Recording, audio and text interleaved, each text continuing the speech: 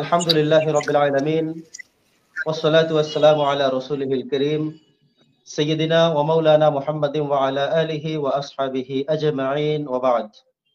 قال الله سبحانه وتعالى في كلامه المجيد وفي فرقانه الحميد أعوذ بالله من الشيطان الرجيم بسم الله الرحمن الرحيم إنا أنزلناه في ليلة القدر وما أدراك ما ليلة القدر ليلة القدر خير من ألف شهر تنزل الملائكة والروح فيها بإذن ربهم من كل أمر سلام هي حتى مطلع الفجر الحمد لله। কাছে দূরে দেশে কিংবা প্রবাসে ঠিক এই মুহূর্তে যে যেখান থেকে আমাদেরকে দেখছেন এবং পরবর্তীতে দেখবেন সকলকে জানাচ্ছি আন্তরিক প্রীতি শুভেচ্ছা ও অভিনন্দন। প্রিয় দর্শক, আজকে আমরা অত্যন্ত মহত্বপূর্ণ গুরুত্বপূর্ণ একটি বিষয় নির্ধারণ করে আমরা আলোচনা শুরু করতে যাচ্ছি। আমাদের হেডলাইনের মধ্যেই লেখা আছে যে লাইলাতুল কদর সংক্রান্ত বিষয় আজকে আমাদের আলোচনা। আমাদের সাথে যুক্ত রয়েছেন আহ ডক্টর ইব্রাহিম খলিল আনোয়ারি সাহেব, আমাদের সাথে যুক্ত রয়েছেন হযরত মাওলানা হেদায়েতুল ইসলাম সাহেব এবং যুক্ত রয়েছেন হযরত মাওলানা মুফতি নুরুল করিম বুরহানি সাহেব। আজকে আমাদের এই শায়েখদেরকে নিয়ে আজকে এই সংক্রান্ত বিষয়ে লাইলাতুল কদর সংক্রান্ত বিষয়ে আজকে আমরা আলোচনা করব। প্রিয় দর্শক, আপনারা অবগত আছেন যে আল্লাহ সুবহানাহু ওয়া তাআলা পবিত্র কোরআনুল হাকিমের ৯৭ নম্বর যে সূরাটি নির্ধারণ করে দিয়েছেন সেটাই হলো সূরাতুল কদর, যে সূরার মধ্যে আল্লাহ তাআলা লাইলাতুল কদর সংক্রান্ত সকল বিষয়ে তাত্ত্বিক আলোচনা করেছেন।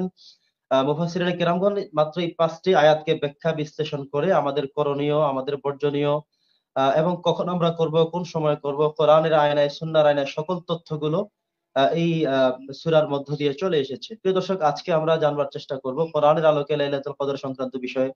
আমরা জানবার চেষ্টা করব সুন্নাহর আলোকে লাইলাতুল কদর সংক্রান্ত বিষয়ে। আমরা জানবার চেষ্টা করব লাইলাতুল কদর আসলে কোন সময় আমরা খুঁজবো। আমরা অনেক ক্ষেত্রেই মনে করে থাকি কেউ কেউ যে ২৭ রাত কেবলমাত্র লাইলাতুল কদরের রাত। এই রাতকে আমরা উদযাপন করার জন্য আমরা আমাদের সকল কার্যক্রমগুলো আমরা করে থাকি। কিন্তু এই রাত চলে যাওয়ার পরে যে রাত ২৯ কিংবা তার আগের যে ৩টি রাত থাকে ২১, ২৩ এবং ২৫, এই রজনীগুলো আমাদের কোনো খোঁজ খবর থাকে না। আমরা বেজর রজনীগুলোর প্রতি গুরুত্ব দেই না। আসলে আমাদের সেটা কতটুকুন যৌক্তিক এবং কতটুকুন অযৌক্তিক সে বিষয়ে আমাদের আজকে এখানে কথা আসবে। প্রিয় দর্শক, একই সাথে আমরা আরো জানার চেষ্টা করব যে লাইলাতুল কদরের এই রজনীতে আমাদের কি করবার রয়েছে, কি কি আমল আমরা করতে পারি, কি কি আমল আমাদের জন্য ফলপ্রসূ হবে, এই বিষয়ে আমরা আজকে কথা শুনবো। এছাড়াও লাইলাতুল কদরের পরিচয় এবং পরিচিতি সংক্রান্ত বিষয় আজকে আমরা ইনশাআল্লাহ কথা শুনবো। প্রিয় দর্শক, আমাদের সাথে যারা সম্পৃক্ত রয়েছেন তাদের পরিচয় আমরা তুলে ধরলাম। আপনাদের উদ্দেশ্যে আমাদের বার্তা হলো যাদের কাছে আমাদের ভিডিওটি পৌঁছাবে আপনারা প্রত্যেকেই যার যার জায়গা থেকে আমাদের আম এই আলোচনাটুকু যাতে করে সোশ্যাল মিডিয়ার মধ্য দিয়ে বিভিন্ন জায়গায় পৌঁছে যায়, সেভাবে আপনারা অবশ্যই আমাদেরকে শেয়ার করে ছড়িয়ে দিবেন। পাশাপাশি লাইক করবেন এবং কমেন্টস করবেন। আপনারা কমেন্টস করে আমাদেরকে উৎসাহ দিবেন।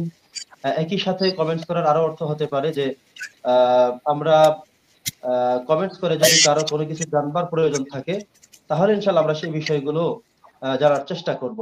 কমেন্টস এর মধ্য দিয়ে আমাদের অনেকেই অনেক প্রশ্ন করে থাকেন যে আসলে লাইলাতুল কদর সংক্রান্ত বিষয়ে আমাদের কি জানবার রয়েছে।